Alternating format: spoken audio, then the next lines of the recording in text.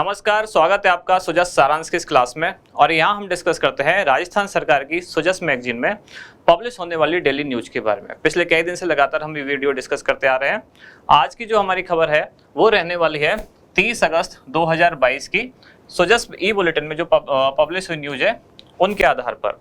शुरुआत हम हर दिन से करते हैं महात्मा गांधी के कोटेशन के साथ, जिसमें आज का कोट है कि बगैर नियम के एक भी काम नहीं बनता, मतलब बिना नियम के कोई भी काम नहीं हो सकता। तो इसको आधार बना के आप एक निबंध और एक पल्लवन लिखने का अभ्यास कीजिए। कल की जो हमारी क्लास हुई थी उसका जो आधार था वो था 29 अगस्त 2022 की न्यूज। और 29 अगस्त मतलब राजस्थान के लिए, इस बार राजस्थान के सभी एग्जाम के लिए काफी इंपॉर्टेंट डे है। इस दिन से शुरू हुआ था राजीव गांधी ग्रामीण ओलंपिक 2022, तो इसलिए वो न्यूज काफी चर्चा में है। एक्चुअली देखा जाए तो केवल दो ही खबरें बहुत ज्यादा चर्चा में है अभी। एक है राजीव गांधी ग्रामीण ओलंपिक, दूसरी है लंपी वायरस LSD या लंपी स्किन डिजीज। तो दोनों खबरों को आप बहुत ही डिटेल में अच्छे से पढ़ें, हमने पुरानी सारी वीडियो में ये बातें डिस्कस की हुई हैं। इसके अलावा एक और न्यूज है जो राजस्थान डिजीफेस्ट 2022 है, उसको भी हम डिटेल में पिछले कई वीडियोज में देख चुके हैं। अब देखते हैं कि आज आगे क्या क्या खबरें हैं जो हमारे काम की हैं। सबसे पहले है एक हेडलाइन कि 73वां राज्य स्तरीय वन महोत्सव 2022, इसका शुभारंभ किया है मुख्यमंत्री अशोक गहलोत ने। इधर दूसरी खबर है कि 4 चिकित्सा महाविद्यालयों में फिंगरप्रिंट लैब स्थापित होंगी, इसको हम देखेंगे आगे। इसके बाद आगे ये वही वन महोत्सव जो शुरू हुआ है तो मुख्यमंत्री ने पौधारोपण करके शुरू हुआ। इधर नवीन चिकित्सा महाविद्यालयों का शीघ्र करें निर्माण, ये उसी से संबंधित खबर है जो चिकित्सा महाविद्यालयों में फिंगरप्रिंट लैब बनाई जाएगी। ये है राजीव गांधी ग्रामीण ओलंपिक से रिलेटेड खबर। कहाँ कौन से खेलों का आयोजन हुआ, दूसरे दिन वॉलीबॉल और टेनिस बॉल की रही धूम। इस तरह की खबर हम पहले डिस्कस कर चुके हैं इसके बारे में डिटेल में। तो ये केवल उनकी फोटोग्राफ्स हैं, कौन सी ग्राम पंचायत में या कौन से जिले में या कौन से ब्लॉक में कहाँ किस तरह के आयोजन हो रहे हैं वो। ये सारी न्यूज उसी से रिलेटेड है अगले पेज पर भी। इधर एक नई चीज आई है, राजस्थान सरकार का एक विज्ञापन है जिसमें कहा गया है खेल एवं खिलाड़ियों को बढ़ावा देने हेतु राजस्थान में क्या किया। पहली बार 2 से 6 जनवरी 2020 को राज्य खेल का आयोजन, 18 खेलों में लगभग 8000 खिलाड़ियों ने भाग लिया। तो ये डेट याद रखनी है आपको, 2 से 6 जनवरी 2020 राज्य खेल, 18 खेल और 8000 खिलाड़ी। आगे देखते हैं आगे क्या क्या खबरें हैं। इधर है मुख्यमंत्री की स्वीकृति, मेडिकल कॉलेज जोधपुर में 35 नए पद सृजित होंगे। इधर राज्य सरकार बेहतर भविष्य के लिए प्रयासरत।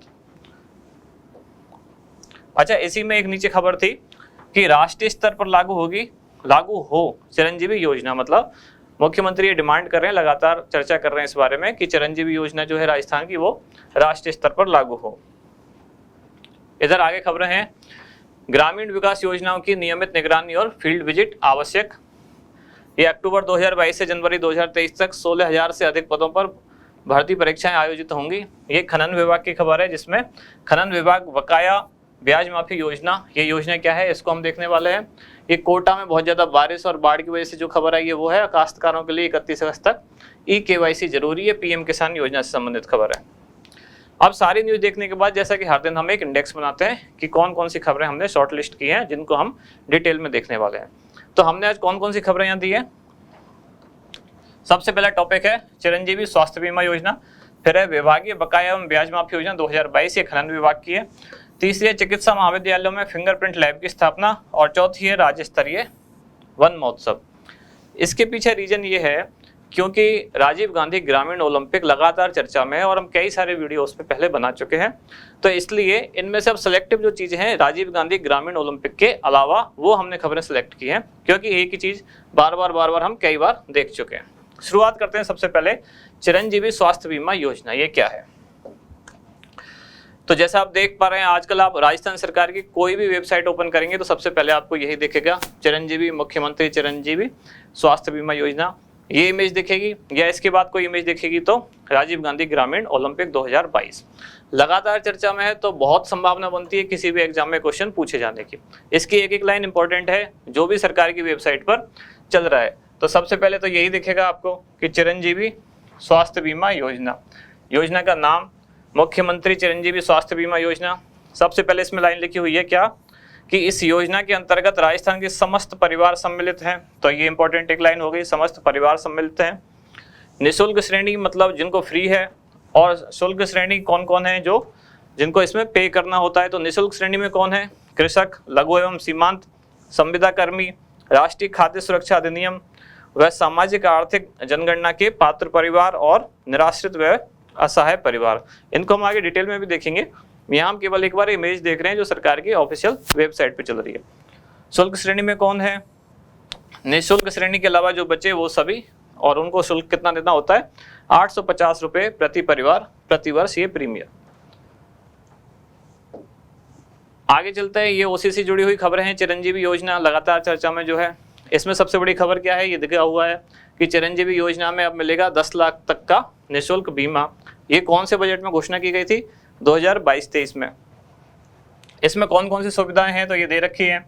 Cochlear implant, bone marrow transplant, organ transplant, blood platelets, plasma transfusion और लिम्ब प्रोस्थेसिस या बोन कैंसर से रिलेटेड जो इलाज होंगे उन सब में ये जो बीमा योजना है वो कारगर होगी। अब देखते हैं अगले पेज पे क्या है। अब इसको हम एक बार अपने अकॉर्डिंग, अपने नोट्स के अकॉर्डिंग पढ़ना शुरू करते हैं और जो काम की चीज़ें उनको शॉर्ट लिस्ट करते हैं। जैसे सबसे पहली चीज़, इस योजना की घोषणा की गई थी कब? बजट 2021-22 में। 2021-22 वाले बजट में इसकी घोषणा हुई और 2022-23 वाले बजट में जो योजना का कवर था, जो राशि थी, वो 5 लाख से बढ़ाकर अब 10 लाख कर दी गई है। प्रारंभ कब हुआ इस योजना? लागू कब से हुई? मतलब 1 मई 2021 से। बजट 2021 में घोषणा हुई और 1 मई 2021 से लागू हुई और बजट 2022-23 में राशि बढ़ा के 10 लाख कर दी गई। उद्देश्य क्या क्या है इसके? पात्र परिवारों को स्वास्थ्य पर होने वाला व्यय कम करना। सीधी सी बात है, स्वास्थ्य बीमा योजना है तो स्वास्थ्य पे होने वाले खर्चे को कम करेगी। आगे क्या है? पात्र परिवारों का राजकीय चिकित्सालयों के साथ साथ संबद्ध निजी चिकित्सालयों में भी गुणवत्तापूर्ण एवं विशेषज्ञ चिकित्सा सुविधाएं उपलब्ध करवाना। तो ये चीज आपको याद रखनी है, राजकीय चिकित्सालय और निजी चिकित्सालय दोनों में संबद्ध, मतलब इससे जुड़े हुए जो है, ये चीज याद रखनी है। ऑप्शन में दिया जा सकता है कि केवल राजकीय चिकित्सालय या केवल निजी चिकित्सालय, या ये दोनों है तो दोनों है, राजकीय और उससे जुड़े हुए संबद्ध जो निजी चिकित्सालय हैं दोनों में। राज्य के पात्र परिवारों को योजना में वर्णित पैकेज से संबंधित बीमारियों का निःशुल्क इलाज उपलब्ध कराना।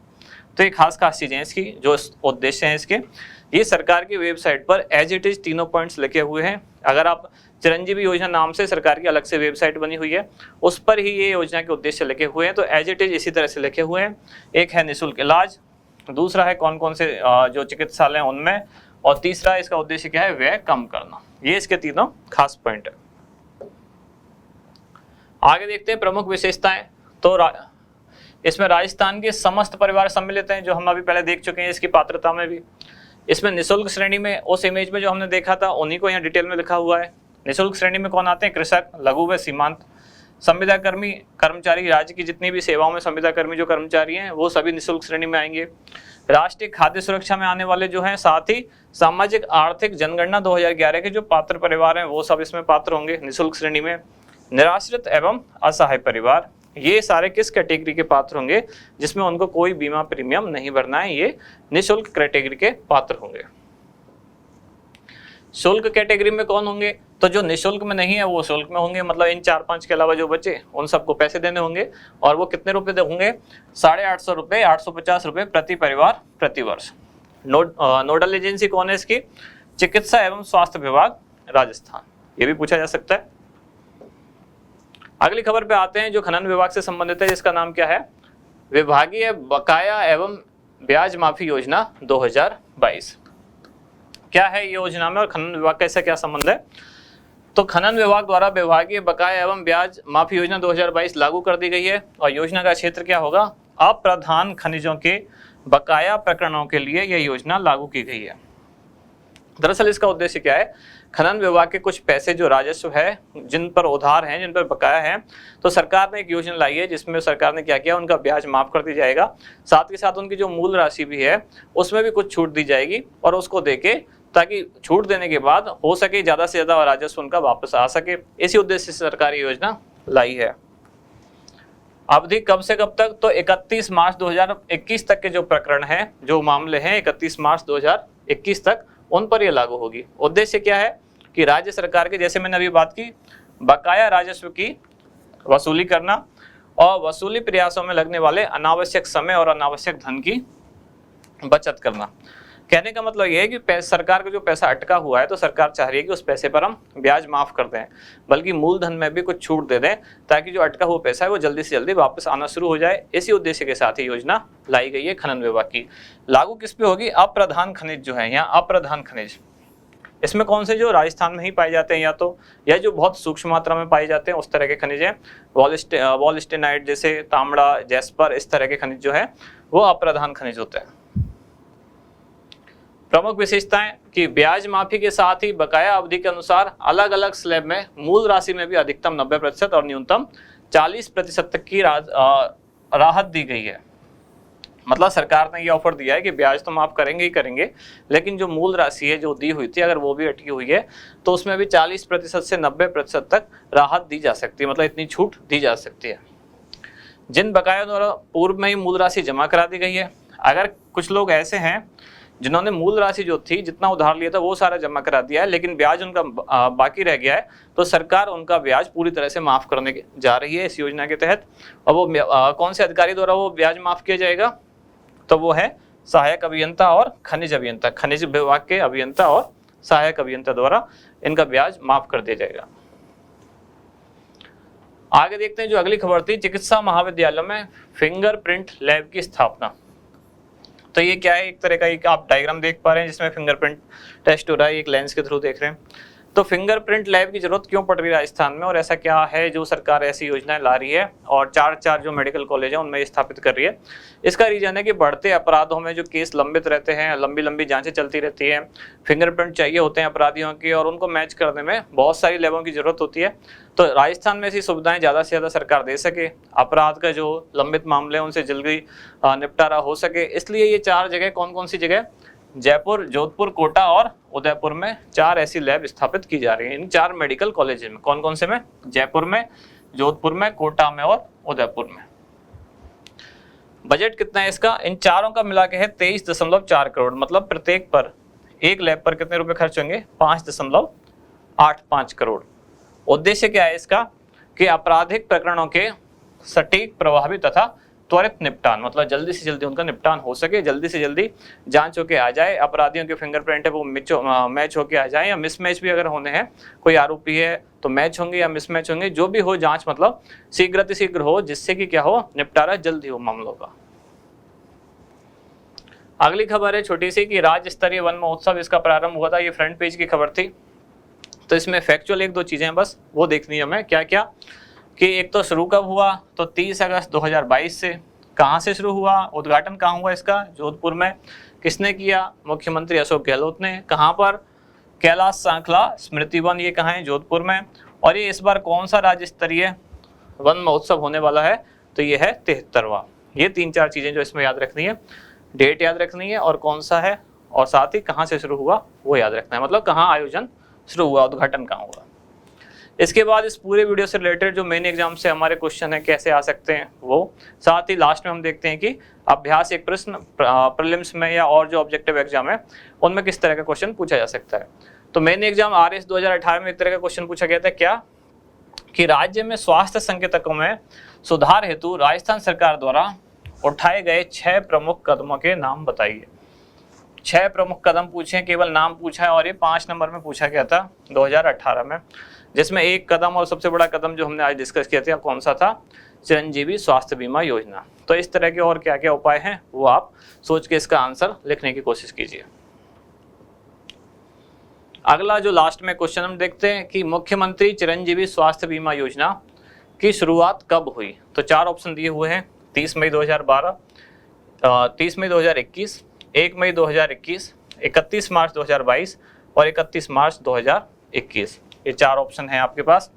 तो इसका आंसर क्या होगा ये सोच के आप हमें कमेंट बॉक्स में बताएं। इसके बाद मिलते हैं कल अगली खबर और अगली वीडियो के साथ। धन्यवाद।